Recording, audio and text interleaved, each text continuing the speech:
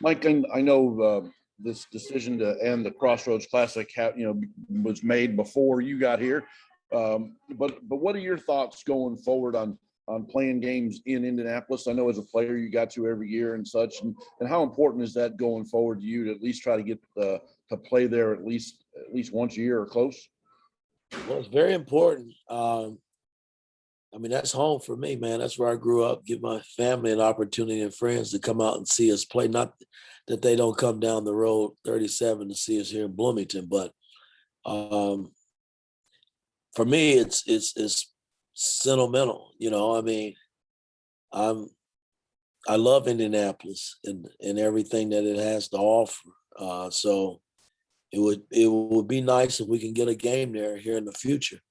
I don't know how that's going to pan out, but we're working on some things, so we'll just have to wait it out and see where we go after we finish this weekend. Jeff. Hey, Coach. How we doing? Good. How are you? Good. Hey, I did a couple of radio interviews this week, and the number one question I kept getting asked is, where is Christian Lander in the rotation? Is he on the verge of more playing time? So I figured the best thing, I just toss it to you. Where is he, and is he on the verge of more playing time, or kind of where's that dynamic at? I would never discuss with any fan or media playing time. Just Christian Lander is wearing an IU uniform, and if I see fit to put him in the game, and I just hope that he's ready to play whatever minutes he gets, and he's done that for me, and I don't know. That's a hard question to answer because, again, I'm as a coach, I'm going to do what I think is right for the team. That's not to say playing him is wrong. He has played some, maybe not as much as he wants to play. And that's good too, because I want 17 guys that want to play. That's what playing basketball is all about. I'd be disappointed if he sat over and didn't give it a damn about playing. So, hey, Christian's just got to keep working, which he's doing that, doing all the necessary things on and off the floor, and just got to wait and see where it leads us. Alex. Hey, Coach, hope you're doing well. I'm curious, when you look at Notre Dame on film, what concerns you the most about them? And just in terms of the guard play, they obviously have a lot of guys that can make plays in the perimeter. How important is it going to be for you to match that on Saturday? Well, first of all, they well coached. He's done a hell of a job over the years there at Notre Dame. And, they got a veteran ball club that's been together a while. So their system is in place. They know each other really well. So we got to combat that as well. And yeah, their perimeter play is what drives them. And so, I think when I watch film on them, they very organized. I like the way they play on both ends of the floor. And we got to commit ourselves as a unit for 40 minutes, man, to come out of Banker's Life with the win. It's not going to be a game that we go in and think it's going to be easy. We got to compete for 40 minutes and see what happens. Mike Schumann. Yeah. Hey, Coach, I'm curious what you think about what you're getting out of your transition offense right now. Are you guys playing as fast as you want to play? And if not, what do you want to see more of in that regard? Well, again, when you talk about everybody wants to run in basketball, I don't care what level it is. I hear that all the time, man. We need to run more. Well, you got to get stops. You got to create your chances of being able to get out and transition and run.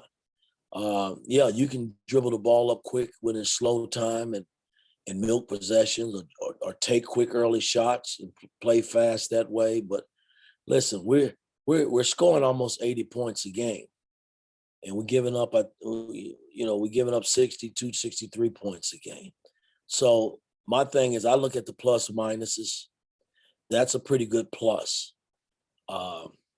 Yeah, I like to get easier buckets, but the only way you get those is you got to get stops and create turnovers where you can get out and do things early.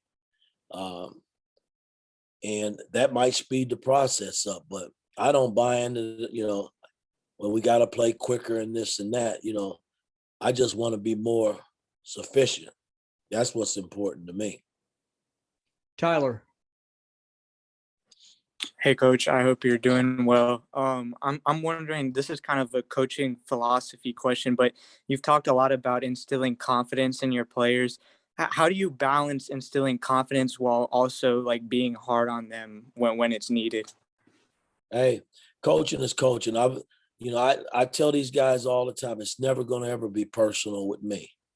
Sometimes, when I'm loud and boisterous, it's the message that you probably need to ring in on, not because I'm screaming or, listen to the message, and, that's kind of how I was coached, and I'm not saying it works all the time, but I know when to pack guys and when to push guys. I've learned that as a coach over the years. But I think all players want to be coached, guys. I do. And it's just finding the right buttons to push. And, there are days I'm sure they walk off the court saying that this guy's crazy as hell. But then there are days that they say, hey, man, Coach really is a good dude and he loves me. And he want nothing but the best for me. Because at the end of the day, that's what it's all about. It's nothing more than that. I'd be foolish, to think anything differently, man. I need these guys to win. I need them to play hard and do the things that I think they can do to put us in a position to win. So I don't want to screw that up. But I'm still going to coach. That's what I do. That's what I like to do. So it's a balancing act. Put it that way. Alec. Yeah, Coach, you talked about Notre Dame being obviously a lot more perimeter oriented, especially with their big guys as well. How have your bigs, especially Trace and Race, come along with defending out on the perimeter, and kind of where do they still have to go to kind of reach their full potential? Well, I think they've done a pretty good job in that regard. We don't switch a whole lot. And then when we do switch, there's sometimes they get caught in a bad way and they have to switch out on a smaller guy. That's just basketball. Guys, you can't play a 40-minute game and that not happen. It can happen in transition where, you didn't get back and you might have to play somebody that's smaller than what you accustomed to playing. And that's the whole beauty, I think, about our ball club. When I took over, those are things that I try to teach. Hey, it ain't going to be perfect every time down the floor. So do you just say, well, I'll take this possession off because I'm not guarding my man and I'll make up the next possession? It doesn't work like that. You're going to get caught in bad situations and you're going to have to just man up and play. And I think for the most part, they've done a pretty good job in that area. I have no complaints there. Dustin. Hey, Mike, I just wanted to ask a little bit more about how the series with Kansas came together. I mean, I think you said from the beginning, this is the sort of game that you wanted to play, the type of program you wanted to play. When did you guys start putting this together? What made it a good fit in your mind? And I guess just tell me more about how this came to be. Well, look at both programs. Kansas has got great tradition, man. Got a great coach and Bill down there. And I just think fans want to see the games like that. It used to be that way here. Somehow, if I can get the Kentucky series back, I would love to get that back with Cal because I just think that's what fans want to see. Maybe we get a game with UCLA or, somebody out west. I think as you build your program, you got to put teams in play just to test your team, man, just to see what your program is about. That's important, I think, moving forward. Coach always did it, and it didn't hurt. After you did that 2 or 3 times, you have to run into the tough Big Ten. So, it all goes hand in hand, but I think you got to challenge your team as you move forward. As we build in this, we got to challenge ourselves with which big time programs, and Kansas sits right at the top. Kevin. Yeah, Coach, you've stressed the importance of the point guard position, since the beginning of the season. What do you feel like you're getting out of it at this point? And maybe how could you use this time in December before Big Ten play to kind of even maybe develop a little more before you kind of get into the teeth of the conference schedule? Well, I still think it's work in progress with all our point guards. Again, it's a tough position, man, and I'm demanding when it comes to that. I mean, there's certain things that they got to be able to do to get us over the hump, and we're still in the learning stages. Me being the head coach and our point guards being point guard players for our ball club. We still got a ways to go in that regard, and I'm going to keep pushing X and Rob and Christian to be better, man. That's because as they get better, we'll benefit from it as a ball club. Zach. Mike, I sort of had a question going into kind of a neutral site game, but maybe more broadly, especially in college where, you're probably dealing with arenas of different sizes, capacities. You're obviously dealing with different basketballs, like physically the basketball can be different from one place to the next. Do you do anything different with, like, for example, a neutral site game in terms of the way you prepare your players, the way you build out a scouting report, anything like that, talking to guys, whether it's about sight lines, about the court, about anything that might be different from what you do at home? Not really. I mean, we just try to put them in the best position possible to win. We've had the Syracuse and Wisconsin game. The only other game we had was Belmont, where we went to Louisville and played there. Until you learn how to win and know what it's like, that Wisconsin game would have been a beautiful win for our ball club because it would have put us in a different light, just as a team in general, I think. They really don't know what it's like to win yet on the road. And although Belmont was a pretty good test because they're a pretty good team, I just got to get them over that hump. To answer your question, we're not doing a whole lot. Times are different. You eat differently when you're out on the road. But our preparation is still the same in terms of how we go about preparing our guys to play.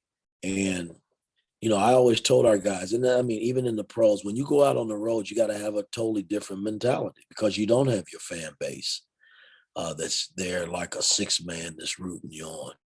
So your whole makeup has got to be totally different. And once the game starts, you can't turn it over. You got to get shots, and then you got to get stops and rebound the ball. I mean, that all goes hand in hand every time you play. But on the road, you got to be a little bit more deliberate about how you play. You can't take chances. And, I thought, in the Syracuse game, we got down so early that scared the hell out of me because I didn't really know how we would respond because we hadn't been in that position. And then we did respond. And then in the Wisconsin game, losing the big lead, I think our guys know that they can compete on the road, but we got to finish it. That's the name of the game. You got to finish to get that feel of what it's like to win on the road. Tom, and then Jeff for the last question. Mike, I know you never had to worry about the basketball stuff from the NBA to college, but this is the wrap up of finals week in that. How have you adjusted to sort of dealing with the academic loads of your players and the responsibilities of that? And how much do you talk academics with them? All the time. I talk to the academic counselor all the time. Basketball's basketball. I get it, but academics, education is first. Is more important than just basketball. I think we put so much emphasis on sports in general, and I get it, but got to get an education, man, around me, because that's going to take you, I think, a lot further than this sport. So, we give them time to do what they need to do, and I work around their schedule for practice time because that's important. Last question, Jeff. Hey, Coach, just wanted to follow up on Jordan Geronimo. What do you like that he's done, and sort of what would you say maybe are the next steps for him to continue to progress this season? just continue to work. I mean, he's gotten better. I think the big thing is, when he's challenged defensively, may it be in traffic defensively with the basketball in his hands, he's got to get more comfortable in that area because he shrinks. And those are things that will come with more time, more practice, where he's more comfortable in doing things. Because I won't ever take the ball out of his hands and say, you can't do that. My job is to get you to do it.